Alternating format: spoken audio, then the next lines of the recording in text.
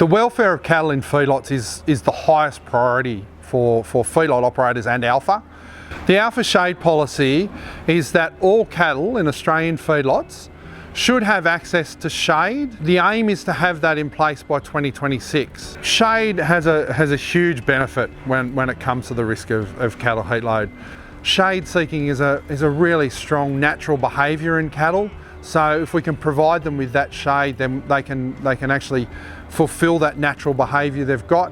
The ability of those animals to self-regulate their heat, move under shade when they need it. It'll vary between breed types and the types of cattle, of course, how much they utilise the shade. But depending on your environment, the cattle you're feeding, having shade available and allowing those animals to regulate their heat in summer reduces the risk of heat stress enormously. When you're deciding on the best structure for your individual feedlot, it really depends on things like what's the rainfall, what's your environment, where you're at. More northern yards, probably shade cloth type structures or slatted structures probably work better. As you come further south, higher rainfall, winter dominant rainfall, then you may well be looking more towards a solid structure that's going to totally cover the pen.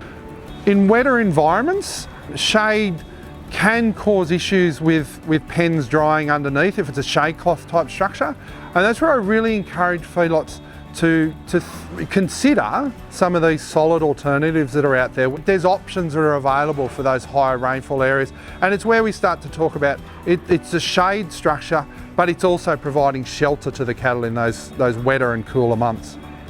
In shedded feedlots, in hotter conditions, it's really important that when people are designing those structures, they really consider ventilation. And a lot of that's around the height of the structure, making sure there's good airflow underneath.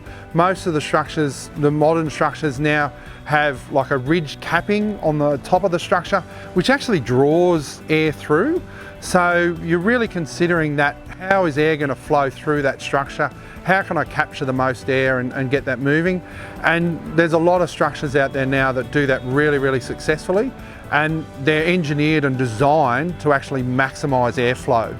And that's a really important factor when you're talking about hotter weather. The orientation of your existing pens as well will be a big factor.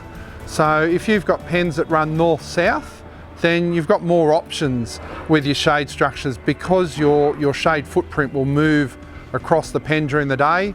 If your pens run east-west, it just means you've got to give a little bit more thought to how you design that shade so that you don't have the same area under shade all the time, or possibly a solid structure might work better in that type of environment. There's no one size fits all. It really is about you as a feedlot doing some homework. There's a lot of resources available out there for feedlots when they're looking at designing and constructing shade. The easiest and most concise would be to go to the Alpha Shade Hub. There's a whole heap of resources there, links to information. There's a copy of the chapter of the MLA Feedlot Design and Construction Manual that looks specifically at shade.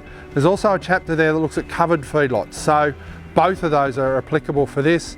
There's other resources, there's case studies of feedlots that have installed shade and have shade operating in their yards of all different types. So I would encourage people to go, before they really decide what shade they want, try and go and have a look at some other yards around their area that are in a similar environment, see what they've done. Most feedlots are quite open to discussing the structures they've built, and really encourage people to do some of that local homework